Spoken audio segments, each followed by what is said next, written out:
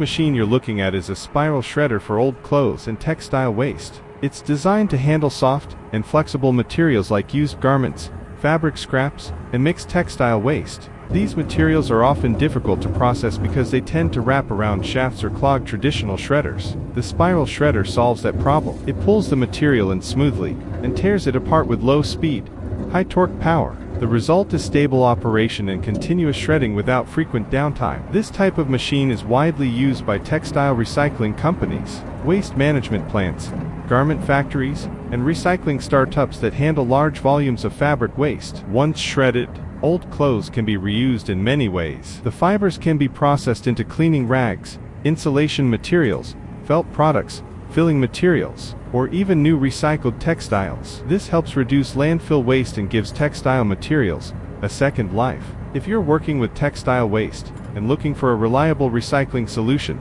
this spiral shredder is a practical place to start. Thanks for watching, and don't forget to subscribe for more recycling equipment and solutions.